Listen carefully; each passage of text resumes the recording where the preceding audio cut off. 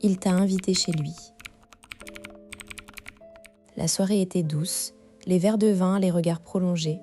Vous avez fini dans son lit. Le matin, tu te réveilles dans ses bras, le cœur léger. Tu imagines déjà un petit déjeuner complice, un brunch, un deuxième rendez-vous. Et là, il te dit « On garde contact, hein ? J'aimerais qu'on reste amis. » Silence. Quoi, amis ? Après ce qui vient de se passer, tu cherches le sous-texte. Tu te demandes si c'est une façon polie de dire « je ne veux plus te voir » ou si c'est sincère.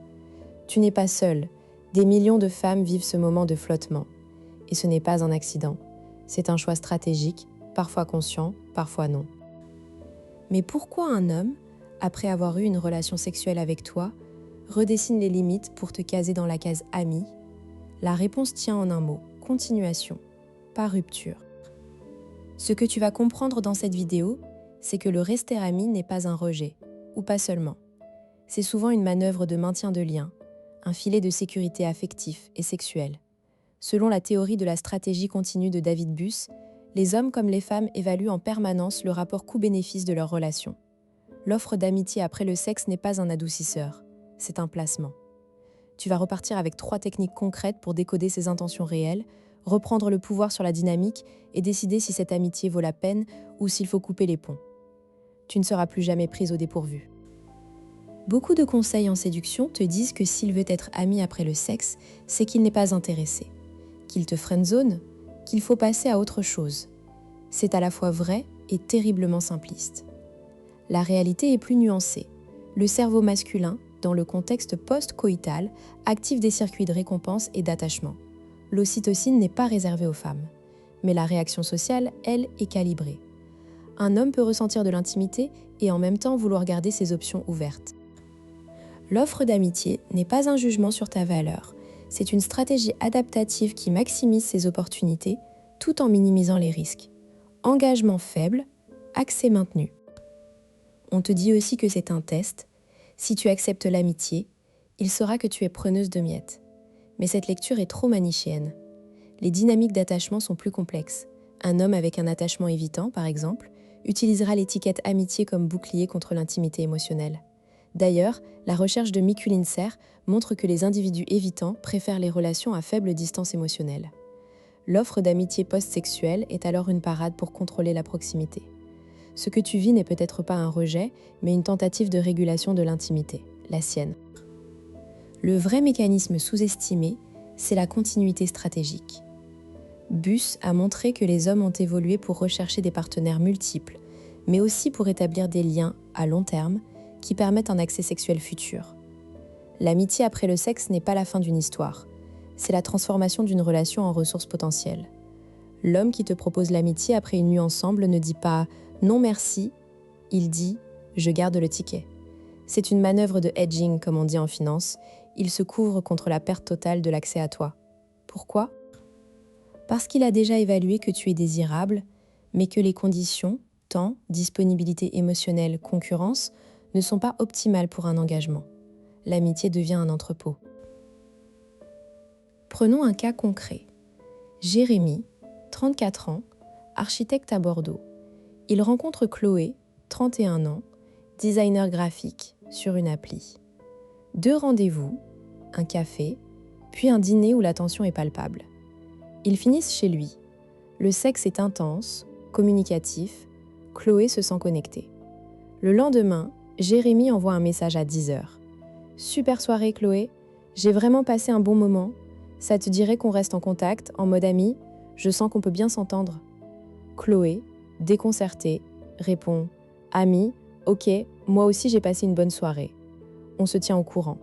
Elle se dit « Il me prend pour une plan B. » Mais observons les semaines qui suivent. Jérémy like toutes ses histoires Instagram. Il lui envoie des mèmes à 23h. Il commente ses posts avec des emojis cœur. Un soir, il lui écrit « Tu fais quoi demain ? Je vais à une expo, tu veux venir ?» Chloé refuse 2 fois. La 3e, elle accepte.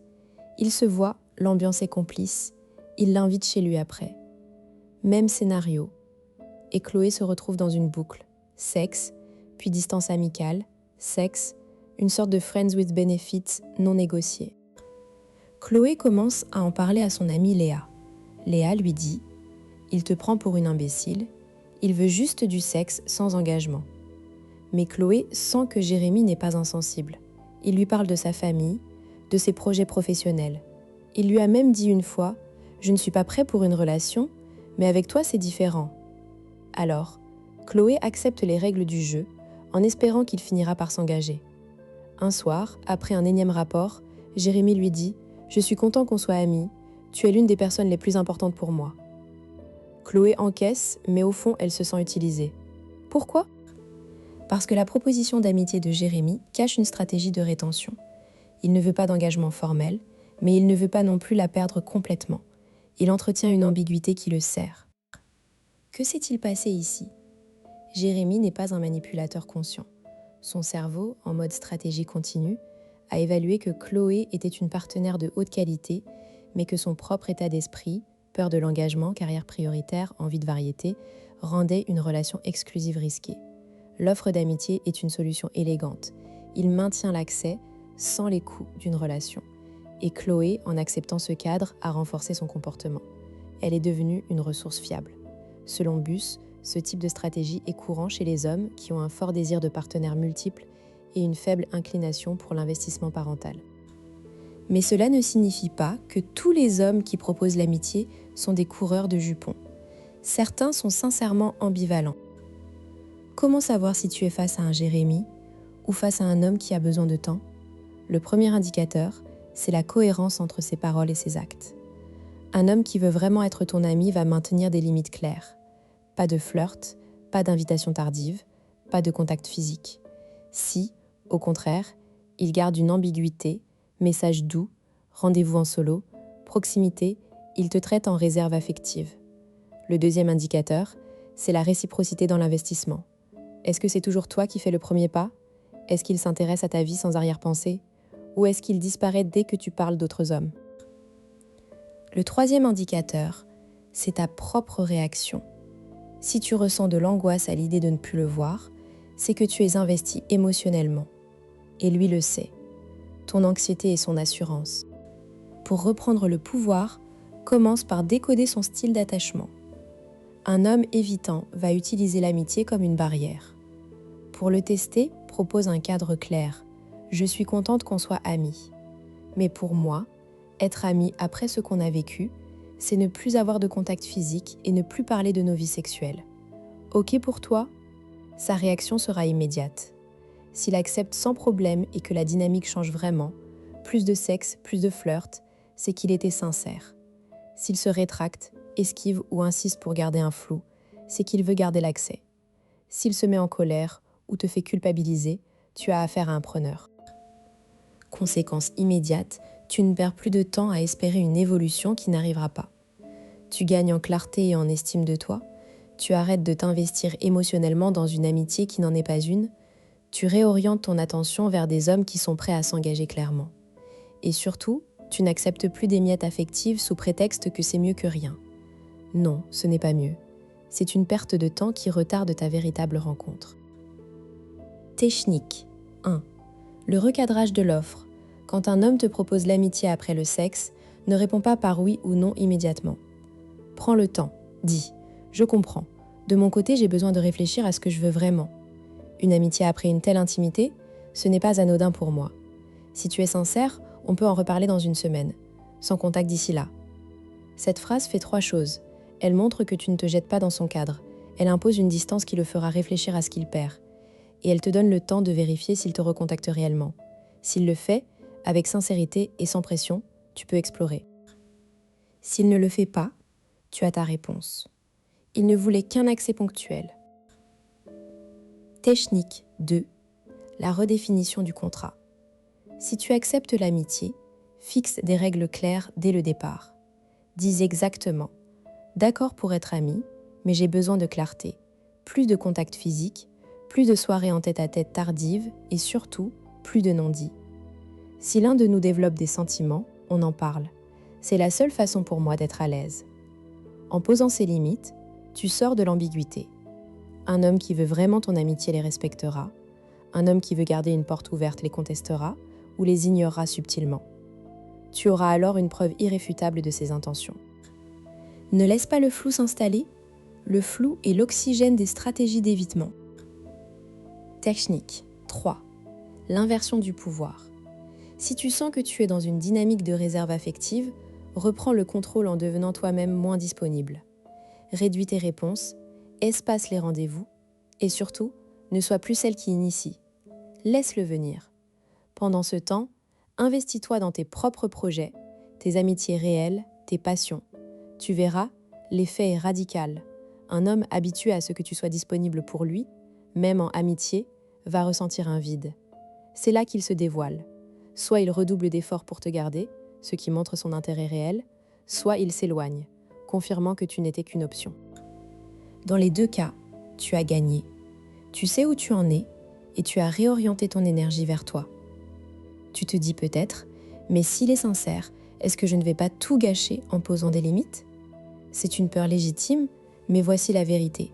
Un ami sincère ne se braque pas parce que tu es clair. Au contraire, la clarté renforce la confiance. Ce qui gâche une relation, c'est l'ambiguïté et l'attente. Si tu crains de le perdre en étant clair, c'est que tu es accroché à quelque chose d'incertain. Et cette incertitude est toxique pour ton équilibre. Autre objection, et si c'est juste un besoin de temps de sa part ? Certains hommes ont besoin de faire le tri. C'est possible, mais dans ce cas, un homme respectueux te dira « J'ai besoin d'un peu de temps pour comprendre ce que je ressens. Est-ce qu'on peut se reparler dans 2 semaines sans pression ?» Il ne te proposera pas une amitié de façade. Il sera transparent. Si tu entends ami au lieu de besoin de temps, méfie-toi. Les mots comptent et en général, l'offre d'amitié est un signal que le désir d'engagement est faible ou inexistant. Tu te souviens de Chloé et Jérémy ? Chloé a appliqué la technique 3. Elle a cessé d'initier les contacts. Elle a publié une histoire où elle était à un concert avec des amis. Jérémy a réagi, belle soirée. Elle a répondu froidement, oui, super, puis plus rien. 2 jours plus tard, il lui a envoyé, tu me manques, tu sais ? Chloé a répondu, tu me manques aussi, mais je ne veux plus d'amitié vague. Si tu veux quelque chose de clair, on en parle. Sinon, je préfère qu'on arrête de se voir. Jérémy a hésité, puis a proposé un vrai rendez-vous. Ils sont en couple aujourd'hui, 1 an après. Parfois, l'homme a besoin d'être confronté à la perte pour réaliser ce qu'il veut. Et parfois, il disparaît, et c'est tant mieux. Dans tous les cas, tu ne perds jamais à être clair. Tu gagnes en respect de toi-même. Alors, la prochaine fois qu'un homme te dit « restons amis » après une nuit intime, ne prends pas ça pour une fin. Prends ça pour une question à laquelle tu as le droit de répondre par une autre question. Qu'est-ce que tu entends vraiment par ami ? Et à partir de là, tu décides. Pas lui. Parce que la seule relation qui vaille la peine, c'est celle où tu es choisi clairement, pas celle où tu es une option dans un agenda. Si tu veux continuer à décoder les dynamiques amoureuses avec la science, abonne-toi et active la cloche. On se retrouve dans une prochaine vidéo pour un autre mécanisme qui te redonnera le contrôle.